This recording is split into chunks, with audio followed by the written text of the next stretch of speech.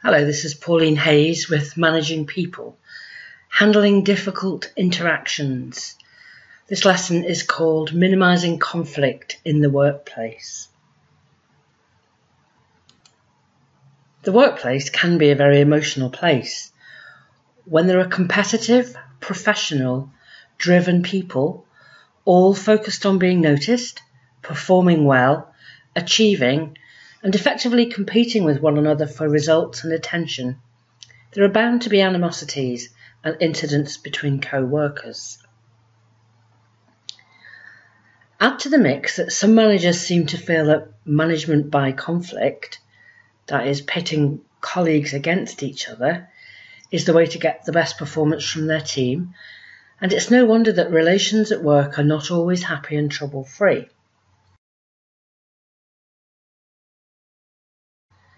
Then we need to consider different characters, those who have a need to lead and those who prefer to follow, people who respond differently in situations of stress.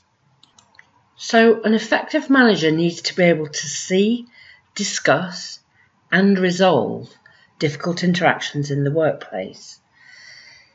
These may be between employees, colleagues, managers and employees, or customers and suppliers.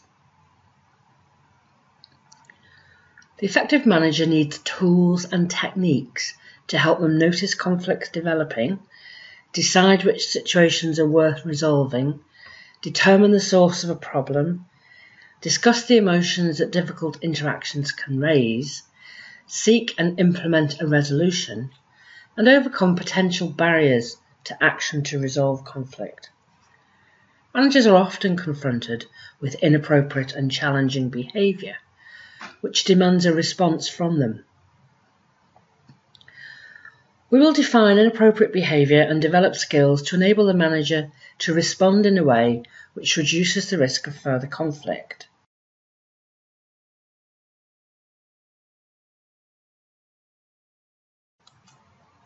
There are some steps an employer can take to ensure disputes and conflicts are minimised and to enable them to be dealt with when they do. They include training managers to handle difficult conversations with employees, having clear discipline, grievance and dispute procedures in place for dealing with conflict,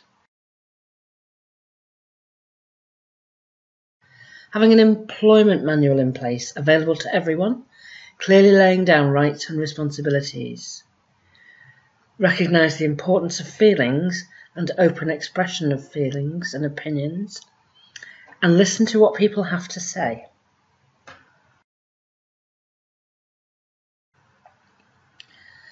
Effective communication. Managers also need to appreciate the importance that effective communication plays in maintaining good interpersonal relationships. The ability to communicate effectively can be a key skill in advancing a career. Interacting well with colleagues and managers will enable you to make good decisions, solve problems and achieve company targets. In today's world, an effective manager is expected to anticipate and solve problems and avoid, rather than react, to conflict in the workplace. So skills that will enable you to minimise conflict, foster a positive atmosphere and facilitate teamwork will make a valuable contribution to the business, as well as producing a better work experience for everyone.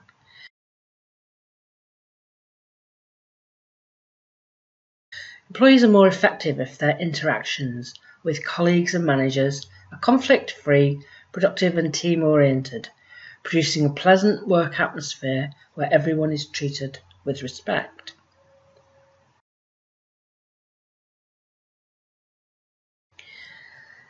Interpersonal skills, how to make sure you fit in without causing conflict.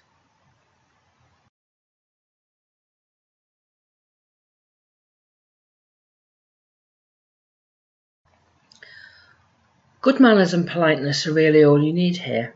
People will respond better if they are treated with respect.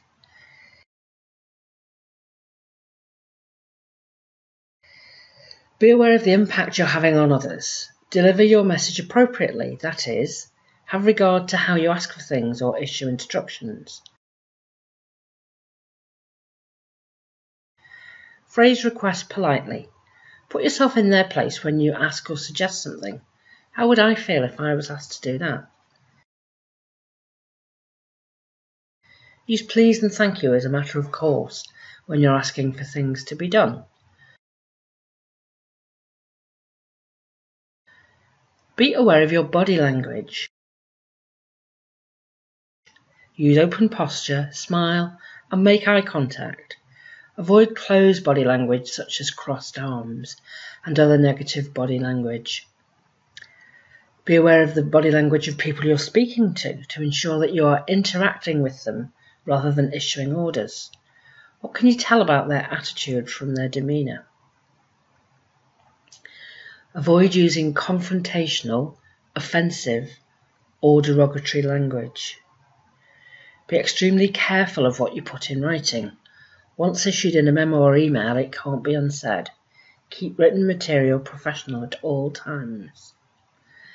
Listen and respond to ideas put forward to you. Try to promote a spirit of cooperation and teamwork rather than of destructive competition. Competitive instincts need to be channeled into positive results for the team, rather than an individual winner emerging to the detriment of others in the team. If you do detect a conflict, take action to resolve it before it escalates. Sometimes just acknowledging and discussing a potential problem can diffuse it. Interact appropriately at different levels. Depending on the culture of your workplace, it may be deemed appropriate to address managers as Mr. or Mrs. and accept orders without discussion. In other cultures, everyone may be on first name terms, and it may be usual to interact and offer suggestions to management about improving practices.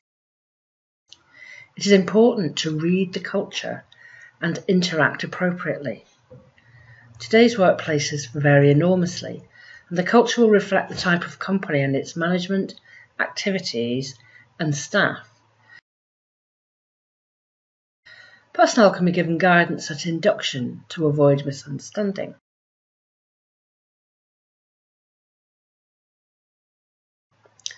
For example, you may work in a traditional manufacturing environment where an old-fashioned hierarchical culture is likely to prevail. A knowledge-based internet business perhaps will have a more modern, less hierarchical culture, respecting knowledge rather than seniority. The culture in a fast-moving sales environment will differ from that of a barrister's chambers or doctor's surgery. So consider the environment you're operating in. And remember that the most effective way to avoid conflict is for everyone to respect one another and communicate effectively by both listening and delivering messages effectively.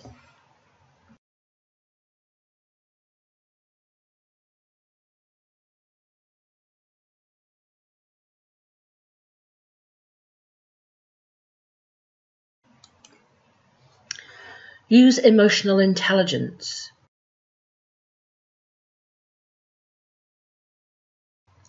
Emotional intelligence has an impact on your behaviour and the way you interact with colleagues, family, and friends.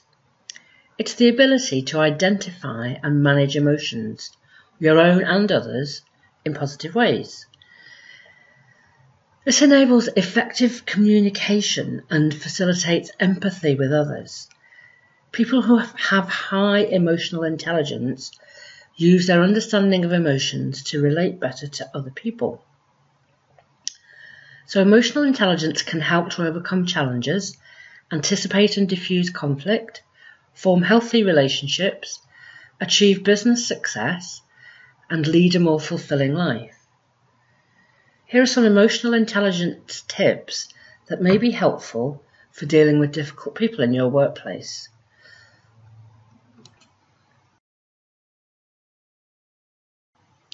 It is difficult to control other people's behaviour, so instead, change your behaviour in relation to them. Find the most productive means of interaction. Listen actively and with empathy to gain understanding of their viewpoint. Try to understand, acknowledge, and sympathise with the other's feelings. Be aware of each other's perceptions. Look for opportunities to challenge and alter those perceptions for the better. Seek common ground, reconcile interests. Focus on the other person's needs, desires, and concerns. Work towards resolution.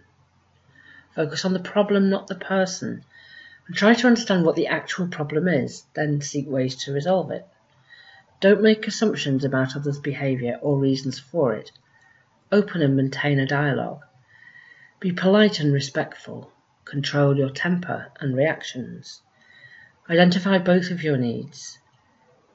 Use I statements and be clear about points of agreement. Use appropriate body language to show support and attention. Ask powerful problem-solving questions. Be polite and civil.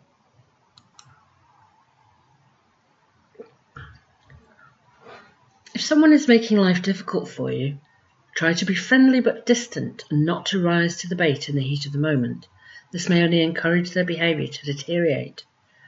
But it may be that if you don't give them the emotional reaction they're seeking, they'll decide it's a waste of time trying to get a rise out of you and leave you alone.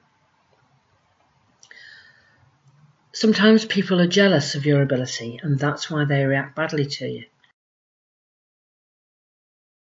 If you can let them know you don't intend to challenge them, they may feel motivated to treat you better. Try to strike up a casual conversation about a non-confrontational topic.